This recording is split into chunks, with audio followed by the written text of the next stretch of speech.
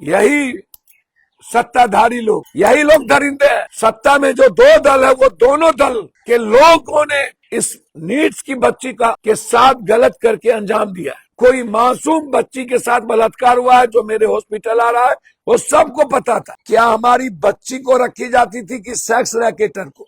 Sex racket का Shambhu hostel एक अड्डा बन गया, जो उनके पिता ने हमें बताया कि वहां की वार्डन ने हमारे बच्ची को रात में जाके टॉर्चर किया।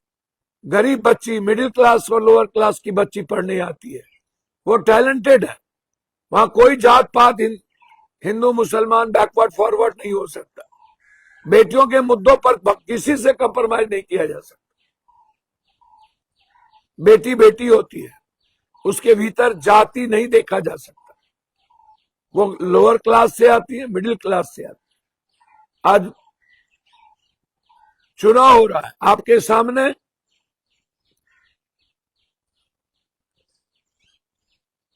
बेहतर लड़के आपकी आवाज के लिए लड़ रहे हैं। एनओसीआई की पूरी टीम शांतनु प्रेसिडेंट के नेतृत्व में आज पूरी लड़ाई लड़ रही। मैं जरूर उम्मीद करता हूं कि नीड्स की जिस तरह लड़ाई हम लोग मिलकर के लड़ रहे हैं, आपका यह मोहर उस बच्ची के गलत सिस्टम और जिसने बच्ची के साथ दरिंदगी किया, यही सत्ताधारी लोग, यही लोग दरिंदे हैं। और खास तौर पर सत्ता में जो दो दल है वो दोनों दल के लोगों ने इस नीड्स की बच्ची का के साथ गलत करके अंजाम दिया है। इसके लिए दबाया जा रहा है। आज जवाब देने की जरूरत है। कल रितु जो पहली गवाह है, उसको 1 बजे से 8 बजे तक टॉर्चर किया। वो गवाह है, वो अपराधी नहीं है। रितु के जज्बे को सलाम करता हूं, जो प्रभात हॉस्पिटल की और मेरी बेटी है, मैं प्रणाम करता हूं। ऐसे बेटी के संघर्ष और आवाज और निडरता के कारण ही बेटी की रक्षा होगी। पहले से वो जानती थी कि एक कोई मासूम बच्ची के साथ बलात्कार हुआ है जो मेरे हॉस्पिटल आ रहा है, वो सबको पता था।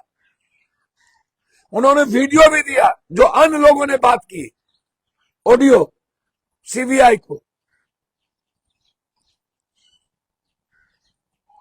जब आप गवाह डर जाएगी तो फिर कोई और गवाह कैसे देगा? जब गवाह 8-8 घंटे बैठेंगे तो फिर दोबारा वो गवाह देने नहीं आए। गवाह कोई अपराधी नहीं है। सुप्रीम कोर्ट का कई ऑर्डर है कि गवाह को गार्ड देने की जरूरत है, हाउस गार्ड देने की जरूरत है, सुरक्षा देने की जरूरत है। गवाह को डर नहीं होनी चाहिए। गवाह निष्पक्ष होता है, उसे स्वतंत्रता की जरूरत है। मैं जहानाबाद की रितु को धन्यवाद देना चाहूंगा, बहुत ज्यादा। ये मैंने पहले भी अपना नंबर आपको दिया है। मैं किसी भी हॉस्टल की बेटियों से निडरता के साथ आग्रह करूंगा, और खास तौर पर नीलू अग्रवाल के उस हॉस्टल और मनीष रंजन को बचाने के लिए जो उस हॉस्टल में शंकर हॉस्टल, शंभू हॉस्टल, जहां यह समझना होगा कि चौथे फ्लोर पर क्या हमारी बच्ची को रखी जाती थी कि सेक्स रैकेटर को, या अन फ्लोर पर कितनी लड़कियों के आड़ में वहां सेक्स वर्कर को लाके रखना हॉस्टल के नाम पर, और वो सेक्स रैकेट का शंभू हॉस्टल एक अड्डा बन गया। इसकी जांच होनी चाहिए, ये इंपॉर्टेंट है। और उसमें जो 2-3 बच्चियां हैं जो मुझसे कुछ बात जिनके पिता ने कही, मैं आज भी कहूंगा कि उस रात में 9, साढ़े 9 बजे के बाद क्या हुआ, आप हमें बताइए या सीबीआई को बताइए। जो उनके पिता ने हमें बताया कि वहां की वार्डन ने हमारे बच्ची को रात में जाके टॉर्चर किया। कटिहार के एक भाई ने मुझे बताया जिसकी बेटी वहां पढ़ती थी। हमें